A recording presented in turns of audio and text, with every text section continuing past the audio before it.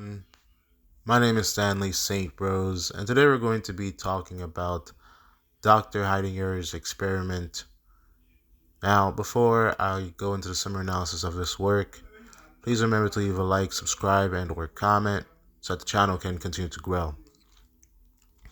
Alright, so Dr. Heidegger's experiment, a very interesting work here by Nathaniel Hawthorne. We have Dr. Heidegger. Um, He has water from the Fountain of Youth in Florida. Within this work, he puts a flower that he got from his fiancée a long time ago before their wedding day in the water from the Fountain of Youth, and the flower starts to go back to life. In his study, there's a lot of things within Dr. Heidegger's study. He has a mirror that some people believe that the souls of his dead patients or his dead people are in. There's a lot of things within this study, creepy things. There's a mirror. Of course, there's the mirror. There's a skeleton in the closet. There's magic things, a magic book. So this is a man, Dr. Heidegger, within his study. There's things on magic. There's magic books. There's the mirror. There's a bust. There's all these things. So this is a doctor that is not a medical doctor per se, but he is a doctor of the mystical arts, Fountain of Youth. You know, Pretty much he's kind of like a witch doctor when you really think about it. So Dr. Heidegger's experiment, they say it's an experiment. It kind of sounds like a mad scientist. He's not really a mad scientist. He's more of a doctor of the mysterious arts. So that's one thing to take a note of. So it's not scientific method. It's more witch doctor vibes with this short story.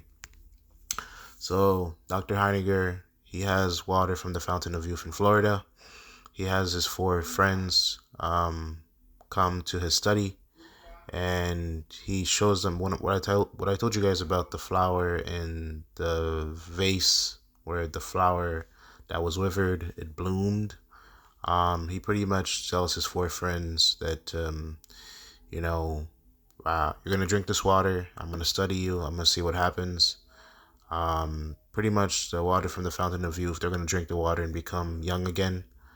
Um, and so, yeah, there's four of his friends. They're all old. These people, Dr. Heidegger, his four friends, they're all old. They're all withered. And they all have lived long lives. They've all lived horrible lives, really. The three men within the group of Dr. Heidegger's friends, you know, they've had their lives going after success, but they've all pretty much failed, or they started off well and they got shipwrecked. Things didn't work out how they would want them to work out. There's a widow, so there's three men and a widow, and the widow, she used to be beautiful. The three men used to fight over her when she was young, and we can assume that she married somebody else because they call her a widow. These three men are still alive, so we can assume that she didn't marry one of them, but her husband died, so she married somebody else in her youth. But these three men, they still have interest in her when she drinks the water from the Fountain of Youth and becomes young again. So Dr.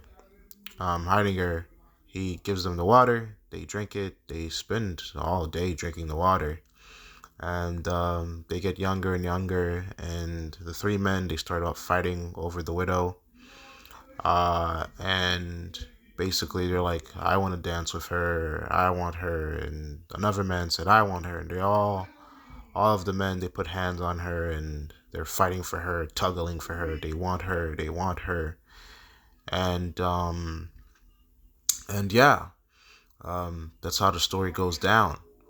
Ultimately, the vase that had the flower in it from Dr. Heidegger, it falls over, it crashes, water spills out, and these four old people, they were young for a while, they started to become old again. And in the mirror, while they were young, after drinking the water from the fountain of youth, in the mirror, you could kind of see them fighting, like three old men fighting for this old woman. And the widow kind of enjoys it because she's kind of like teeter-tottering on whether, she wants the attention from the men or not. So a lot of things are going on with that picture. Ultimately, Dr. Heidegger, he learns a lot from the situation. And the three men and the widow, they're like, oh, we want to be young again. So they decide that they're all going to go to Florida to find the fountain of youth to keep drinking from the water so they can remain young and enjoy life. In terms of deeper meaning and analysis, this work is very fascinating. Definitely Dr. Heidegger is practicing witchcraft. These people, the work is very brutal. Nathaniel Hawthorne here, the descriptions he gives about these people, they're all pretty horrible, nasty people. Narcissistic, they want money, youth, pride, pleasure. Um, the three men, they weren't that good. They weren't good people. They wanted money, power, and they failed. The widow, she loves being beautiful. You can definitely see that she loves attention. I mean, these three men used to fight over her, and she didn't even pick one of them in her youth. She picked somebody else that passed away over time. Yeah, I mean, this work says a lot about the human condition. This is one thing that's really dark about humans, is that if we could, humans would try to live forever and, live in trying to find pleasure in the world and doing all types of things that they want to do. These people within this work, even Dr. Heidegger himself, I think they're willing to bend the laws of reality and of ethics and morals to get what they want.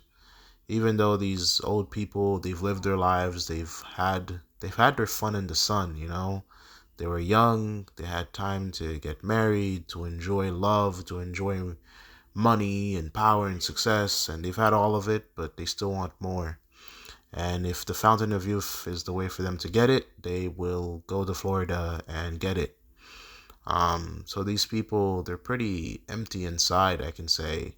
There's no like moment within this work where they're like, oh, I'm content with how my life went. I'm happy. I had a good life. Or, I enjoyed life how it was. No, there's nothing like that. It's like, at the beginning of the work, they're like, they were so bitter and brooding because like, they're like, oh, life went so bad. It all ended so badly for me.